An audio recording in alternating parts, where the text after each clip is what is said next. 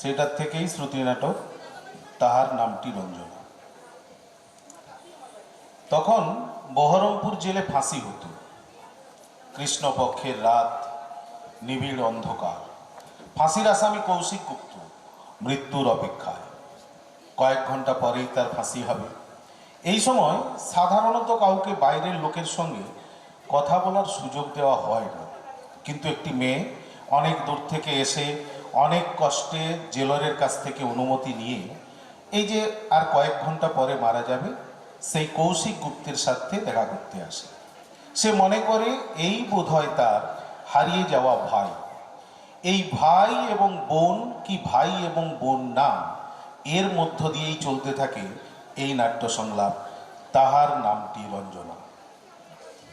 চিনতে পারছো? না। আমি রঞ্জনা, রঞ্জু। তা হবে, কিন্তু আমি তো আপনাকে চিনতে পারছি না। আপনি না, তুমি বলো। আমি চিনতে পারছি না। তোমার নাম কি?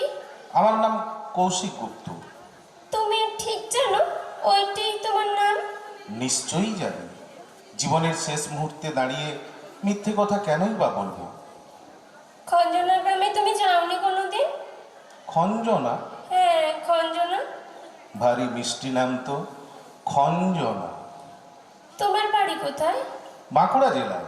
গ্রামের নাম হয় কেষ্টপুর বা বিষ্ণুপুর, ভুলে গেছি। কেন? ছেলেবেলায় বাড়ির থেকে পালিয়ে এসেছিলাম তো, তাই। তুমি বই ভালোবাসো? বই? হ্যাঁ, বই। কবিতার বই, রবীন্দ্রনাথের বই, যা তুমি প্রতিদিন রাত্রে আমাকে ঘুম পাড়ানোর সময় আবৃত্তি করে শোনাতে। আবৃত্তি কাকে বলে আমি তাই জানি না।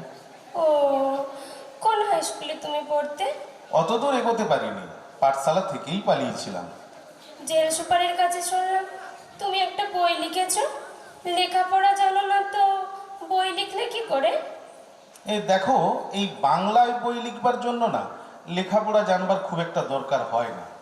এই যেমন ভাবে তোমার সঙ্গে কথা বলছি ঠিক তেমনি ভাবেই লিখেছি। তাছাড়া মিথ্যে কথা লিখতে তো কোনো অসুবিধা হয় না। সব মিথ্যে কথা লিখেছো? সব মিথ্যে কথা। কেন লিখলে তবে? কি করব বলো, লোকে খুনির জীবনের মধ্যে রোমাঞ্চ খোঁজে, আমি সেইটিই বেশি করে দিয়েছি। আমি এত কথা জিজ্ঞেস করছি বলে তুমি রাগ করছো না তো? না না, রাগ করবে কেন? আমার সঙ্গে কথা বলে তুমি যদি সান্ত্বনা পাও, কেন তাতে বাদ সাধবে? আর কিছু জিজ্ঞেস করবার থাকলে করো। তুমি বইটই কিচ্ছু পড়োনি? না। তোমার সঙ্গে মিঠুদার কোনো আদর নেই এ কথা আমি বলবো না। আদর নিশ্চয়ই আছে, কিন্তু আমি ধরতে পারছি না। আচ্ছা, মিঠু বুঝি তোমার দাদার ডাক নাম? হ্যাঁ। আচ্ছা, রবীন্দ্রনাথের কোনো কবিতা তোমার মুখস্থ আছে? না। আচ্ছা, আমি কয়েকটা লাইন বলি, দেখো তো তার পরের লাইনগুলো তোমার মনে পড়ে কিনা। কৃষ্ণ কলি আমি তারেই বলি, কালো তারে বলে গাঁয়ের লোক। মেঘলা দিনে দেখেছিলাম মাঠে, কালো মেয়ের কালো হরিণ চোখ। ঘোমটা মাথায় ছিল না তার মোটে, মুক্ত বেনি পিঠের পরে লুটে। বলো বলো না, তারপরটা বলো, বলো বলো না। বলেছি তো, আমি আবৃত্তি করতে জানি না। তাহলে তুমি আমার মিঠুদা নও? আমার মিঠুদা যদি হতে তাহলে তুমি এক্ষুনি বলে উঠতে, কালো তা সে যতই কালো হোক, আমি দেখেছি তার কালো হরিণ চোখ। তুমি চলে যাচ্ছ? হ্যাঁ, আমি যাই। অফিসারকে কথা দিয়েছিলাম, যদি তুমি আমার দাদা না হও তাহলে অনর্থক সময় নষ্ট করব না। একটু বসো, এবার আমি তোমায় দু একটা কথা জিজ্ঞেস করি। তুমি আমাকে কি জিজ্ঞেস করবে? তুমি তো কিছু জানোই না, আমাকে তো তুমি চেনোই না। সে কথা সত্যি, তবু জিজ্ঞেস করি। করো। আম, আমি কথা বলবো আর ওই ফাঁসি কার্ড আমার দিকে হাঁ করে চেয়ে থাকবে, তা হয় না। দাঁড়াও, আমি জানালাটা বন্ধ করে দিয়ে আসি। আচ্ছা, একটা কথা আমি কিছুতেই বুঝতে পারছি না, নিজের না এসে তোমার বাপ মা কোন আক্কেলে তোমার মতো একটা মেয়েকে এত দূরে পাঠিয়ে দিলেন? বাবা নেই আমার, ও। মা বিছানায় পড়ে আছে, উঠবার ক্ষমতা নেই তার। আচ্ছা, তোমার দাদার ডাক নাম তো মিঠু। আচ্ছা, ভালো নামটা কি যেন তার বললে? অম্বুজাক্ষ মজুমদার। অম্বুজাক্ষ? দাদা সেই যে 16 বছর বয়সে নিজে রোজগার করবে বলে বাড়ি থেকে চলে গেল, আর ফিরল না। তার জন্যই তো ভেবে ভেবে মা আজ মরতে বসেছে। ও। আমি শুধু ভাবছি বাড়ি গিয়ে মাকে কি বলবো। কেন মেঠুদা যে এমন করলো, কোথায় যে গেল। আর কি আবৃত্তি করতে জানো তো মিঠুদা? প্রত্যেক দিন আমার ঘুমোবার আগে আমার মাথায় হাত বুলিয়ে দিতে দিতে একটি কবিতা আবৃত্তি করতো মিঠুদা। সেই যে আমরা দুজন একটি গায়ে থাকি, সেই আমাদের একটি মাত্র সুখ। জানো তো, ওই কবিতাটার সঙ্গে না আমাদের আশ্চর্য মিল। আমাদেরও গায়ের নাম খঞ্জনা, নদীর নাম অঞ্জনা, আর আমার নাম রঞ্জনা। কি যে হলো, কেমন করে যে সব হারিয়ে গেল, মাকে গিয়ে আমি কি বলবো। আচ্ছা, অম্বুজাক্ষ মজুমদার না? হ্যাঁ। আচ্ছা, দাঁড়াও দাঁড়াও, আমার একটা ঘটনার কথা মনে পড়ছে। হ্যাঁ, তারও নাম অম্বুজাক্ষ ছিল। কিরকম চেহারা? লম্বা, ছিপছিপে, হ্যাঁ হ্যাঁ মাথায় কালো চুল। হ্যাঁ হ্যাঁ, একদম মিলে যাচ্ছে, সব মিলে যাচ্ছে। আমরা আমরা তখন মানে আমি আর অম্বুজ কলকাতায় একটা মেসে থেকে কাজকর্মের চেষ্টা করতাম। হ্যাঁ ও প্রায়ই খঞ্জনা গ্রামের কথা আর ওর ছোট বোনের কথা বলতো। হ্যাঁ। কিন্তু একটা কিছুতেই মিলছে না, ও যে ভালো আবৃত্তি করতে জানে এটা তো কখনো বলেনি। তুমি মিঠুদার সঙ্গে এক মেশে ছিলে? হ্যাঁ। ও, মিঠুদা তোমায় কি বলতো? বলতো ওর কত স্বপ্নের কথা, হ্যাঁ। ভবিষ্যতে কেমন করে বড় হবে, কেমন করে বেশি টাকা রোজগার করবে, এই সব কথা। মাকে টাকা পাঠাবার জন্য ও যেন পাগল হয়ে উঠেছিল। রোজ মেস থেকে সকালে বেরিয়ে যেত আর ফিরতো অনেক রাত্রে। হ্যাঁ। যখন ক্লান্ত হয়ে শুয়ে পড়তো, আমি আস্তে আস্তে তার পাশে যেতাম, জিজ্ঞেস করতাম, হ্যাঁ রে অম্বুজ, কিছু হলো? কোনো উত্তর পেতাম না। আমি কিন্তু তাকে বলতাম, চল না আমাদের আড্ডা, যেখানে কিছু না কিছু একটা ব্যবস্থা নিশ্চয়ই হবে। এবারেও কোনো উত্তর নেই তার কাছ থেকে। জানো, অম্বুজ কত চেষ্টা করেছে টাকা রোজগার করবার জন্য। একদিনের ঘটনা আমি তোমাকে বলি, শোনো। কলকাতায় কলেজ স্ট্রিটের মোড়, খুব হইচই, লোকজন চেঁচাচ্ছে, পকেট মার পকেট মার পকেট মার। অম্বুজ ধরা পড়েছে পকেট মার। না না না, আমার মিঠুদা কখনো এমন কাজ করতে পারে না, হতেই পারে না। আমার মিঠুদা তো কখনো পকেট কাটতেই পারে না। নিশ্চয়ই পারে না, তোমার মিঠুদা তো পকেট কাটতে পারে না, সেটা আমি জানি। অম্বুজ কখনো পকেট মারতে পারে না। হ্যাঁ। কিন্তু শহরের লোক তাকেই দোষী সাব্যস্ত করে পুলিশের হাতে ধরিয়ে দিল। না না, তারপর? তারপর ছেড়ে দিল, কারণ কোনো প্রমাণ ছিল না। তারপর কি হলো? সেই এক চেষ্টা, কাজ করতে হবে, পয়সা রোজগার করতে হবে, মা বোনের কাছে টাকা পাঠাতে হবে। বোকা অম্বুজ জানতো না সমাজের রথের চাকাকে ঘুরিয়ে কেমন করে টাকা তৈরি করতে হয়।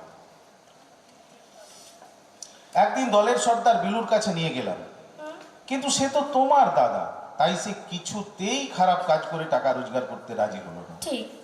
এদিকে মেসের মালিক হুকুম দিল যে 12 ঘন্টার মধ্যে টাকা না দিলে মেসে ঢোকা তার আর হবে না। কি করলো তখন আমার মিঠুদা? না না, তোমার মিঠুদা কিছু করেনি, করেছিলাম আমি। আমার বাঁ পাশে থাকতো সরকারি অফিসের পুরনো বেয়ারা। সেই দিন তার মাসের মাইনের টাকাটা তার সুটকেসের মধ্যে রাখতে দেখেছিলাম। সেই টাকা তার অবর্তমানে বাক্স ভেঙে মেসের মালিকের হাতে দিয়েছিলাম, আর বলেছিলাম, আর কিছুদিন আমাদের সময় দিন, আর কিছুদিন আমাদের থাকতে দিন, আমরা নিশ্চয়ই একটা কাজ জোগাড় করতে পারবো। তুমি বলেছিলে? না না, আমার সামনে তোমার মিঠুদা মালিককে বলেছিল। মিঠুদা বলেছিল? হ্যাঁ, আর সেই রাত্রে তোমার মিঠুদা একটি আবৃত্তি করেছিল। মিঠুদার আবৃত্তি তুমি শুনেছ? হ্যাঁ, বড় মিষ্টি সে আবৃত্তি। এমন আবৃত্তি আমি কখনো শুনিনি। আমাকে দু একটি শিখিয়েও দিয়েছিল। কখনো কখনো না, দুজনে আমরা একসঙ্গে আবৃত্তি করতাম। কোন কোন কবিতা শিখিয়েছিল তোমাকে? না না, এমনি এমনি দু চারটে শিখিয়েছিল, কিন্তু ওই যে তুমি বললে না, কি যেন একটা বললে, আমরা দুজন একটি গান, না না না, ওটা আমাকে শেখায়নি। ও, যেগুলো শিখে শিখেছো তার থেকে একটা শোনাও আমাকে।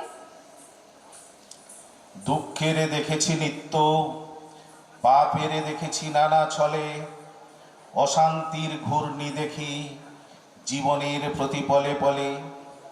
মৃত্যু করে লুকোচুরি, সমস্ত পৃথিবী জুড়ি ভেসে যায়, তারা সরে যায়, জীবনের করে যায় তারা ক্ষণিক বিদ্রূপ। আজ দেখো তাহাদের অভ্রভেদী বিরাট স্বরূপ, তারপরে দাঁড়াও সম্মুখে, বলো অকম্পিত বুকে, তোরে করি নাহি ভয়, এই সংসারে প্রতিদিন তোরে করিয়াছি জয়। তোর চেয়ে আমি সত্য, এ বিশ্বাসে প্রাণ দিব দেখ, শান্তি সত্য, শিব সত্য, সত্য সেই চিরন্তন এক। একি তোমার গলা যে একেবারে মেঠুদার মতো। তুমি মেঠুদা না, তুমি না না মেঠুদা, না তুমি। না না না, তুমি ভুল করছো, তুমি ভুল করছো। আমার নাম কৌশিক গুপ্ত, বাবা ঈশ্বর গুপ্ত, বাড়ি বাঁকুড়া জেলায়। কৃষ্ণ না কি বিষ্ণু কি একটা পুর হবে। ছেলেবেলায় বাড়ির থেকে পালিয়ে এসেছিলাম, আমার নাম কৌশিক। তারপর সেখান থেকে সে কোথায় গেছে? পূর্ণ না অর্ধকুম্ভ কি একটা যোগে সেদিন আমরা গঙ্গায় স্নান করতে গিয়েছিলাম। হুম। স্নান করে উঠেছি, এমন সময় একটি মেয়ে আর্ত চিৎকার করে কেঁদে উঠল, ওগো তোমরা কে কোথায় আছো, আমার ছেলে হারিয়ে গেছে, তাকে খুঁজে এনে দাও। কে যেন একজন বলল, ওই তো দূরে জলে ডুবে যাচ্ছে। অনেকে জলে ঝাঁপিয়ে পড়লো, চেয়ে দেখি আমার পাশে অম্বুজ নেই, হ্যাঁ হ্যাঁ সেও ঝাঁপিয়ে পড়ে জলে সাঁতার কেটে এগিয়ে যাচ্ছে। হ্যাঁ, মেঠুদা তো খুব ভালো সাঁতার জানতো। তারপর সবাই এক এক করে উঠে এলো, কেউ পায়নি সেই মায়ের বাচ্চাটাকে। হঠাৎ তীরময় একটা চিৎকার ভেসে এলো, বান আসছে, বান আসছে। সবাই ভয়ে জল ছেড়ে উঠে পড়ল। দূরে তখন বান দেখা যাচ্ছে, কিন্তু জলের উপর থেকে কি একটা শব্দ ভেসে আসছে, এই যে, এই যে আপনার ছেলেকে নিন।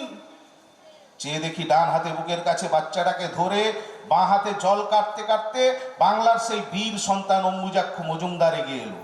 একজন গিয়ে তার কাছ থেকে বাচ্চাটাকে তুলে নিল, কিন্তু কিন্তু কিন্তু অম্বুজকে ধরে তোলবার কথা কারও মনে পড়ল না। তারপর তারপর বান এসে তীরে আছড়ে পড়ল। কিন্তু আমার মেঠুদা কোথায় গেল? আমার মেঠুদা কেউ জানে না, কেউ জানে না তোমার মিঠুদার কথা। সে তো খুব বড় লোক ছিল না, সে তো মঠ মন্দির এসব তৈরি করেনি। সে কেবল একটি মাকে তার ছেলে ফিরিয়ে দিয়েছিল। তাহাই বোধ করি সমুদ্রের বান তাকে সমুদ্রেই টেনে নিয়ে গেল। না না, এ হতে পারে না। না, তুমি তো ভীষণ বোকা মেয়ে। এত বড় বীর যার ভাই, সে কি কখনো অমন করে কাঁদতে পারে? না কাঁদা উচিত? রঞ্জনা, এই রঞ্জনা, গর্ব হচ্ছে না তোমার মিঠুদার জন্য? হচ্ছে, খুব খুব গর্ব হচ্ছে আমার। এই কাজ একজন মাকে তার হারানো ছেলে ফিরিয়ে দেওয়া, এই কাজ আমার মেঠুদা ছাড়া কেউ করতে পারতো না। খুব গর্ব হচ্ছে আমার। তবে রোগে ভোগে বিছানায় পড়ে থেকে, কিংবা এই যে ধরো আমার মতো যদি মানুষ খুন করে আজকে মিঠু মারা যেত, তবে তোমরা কি করতে আমি জানি না, কিন্তু আমি মিঠুকে ঘৃণা করতাম। কিন্তু যা করে যেভাবে সে সকলের কাছ থেকে বিদায় নিয়ে চলে গেছে, তাতে আমাদের সবাইকার মুখ উজ্জ্বল হয়েছে। এরপর তুমি যখন ফিরে গিয়ে তোমার মায়ের কাছে তার কথা বলবে, তখন বলতে বলতে গর্বে তোমার বুকটা ভরে উঠবে। আর মা এমন বীর সন্তানকে গর্ভে ধরেছিলেন বলে আনন্দে চোখের জল ফেলবেন। এ কি তুমি সত্যি সত্যি বলছো? না আমার মনে কষ্ট হবে বলে মিঠুদার নামে একটা গল্প বানিয়ে বানিয়ে বললে। কি বলছো তুমি? একজন চলে গেছে, আর আমিও আর কতক্ষণই বা বলো। এ সময় প্রিয় বন্ধুর নামে মিছে কথা বলে কি লাভ বোন? তুমি আমাকে বোন বললে? তুমি আমার দাদা হলে? হলাম বই কি, মিঠুর বোনের দাদা হওয়ার লোভ কি আর সামলানো যায়? মাকে কি বলবো তোমার কথা, বলে দাও। মাকে, মাকে বলবে, বলবে তার এই অভাগা দিশেহারা ছেলেকে তিনি যেন ক্ষমা করেন। আমি তোমাকে একটা প্রণাম করব? প্রণাম, প্রণাম করবে? আমাকে প্রণাম করবে? আচ্ছা করো। করো। কিন্তু আমি তোমাকে কি আশীর্বাদ করব, কি দেব আমি তোমাকে রঞ্জনা? মিঠু তার কোনো চিহ্ন রেখে যেতে পারেনি, সেটা তার মন্দ ভাগ্য।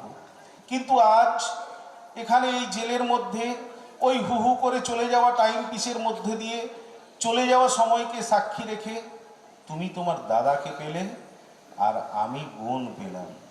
এই মুহূর্তটাকে বাঁচিয়ে রাখতে এই শোনো শোনো শোনো, এতে না এই যে একটা বই লিখেছি বললাম না, এতে আমার রোজগারের রয়্যালটি 2000 টাকা আছে। না না না, আমি টাকা নেব না।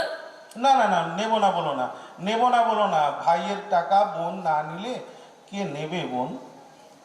এই দিয়ে তুমি দুটি হার গড়াবে, একটি মায়ের আর একটি তোমার। মায়ের লকেটে লেখা থাকবে তার ছেলের নাম অম্বুজ, আর তোমার লকেটে লেখা থাকবে তোমার এই হতভাগ্য দাদার নাম কৌশিক। আর সেই দিকে তাকালে তোমার মনে পড়বে তোমার এই খুনি দাদার কথা। আর কোনো এক ভাই ফোঁটার দিনে তোমার চোখ দিয়ে যদি এক ফোঁটা জলও তার উপর গড়িয়ে পড়ে, তবে তবে সেই জল আমার কপালে নিশ্চয়ই জল জল করবে বোন, নিশ্চয়ই জল জল করবে। হ্যাঁ দাদা, তাই হবে, তাই হবে। আমি চাই আমাদের সেই গ্রামের নামটি খঞ্জনা, আমাদের সেই নদীর নামটি অঞ্জনা, আমার নাম তো জানে গায়ের 5 জনে, আমাদের সেই তাহার নামটি রঞ্জনা। আমরা দুজন একটি গায়ে থাকি, সেই আমাদের একটি মাত্র সুখ।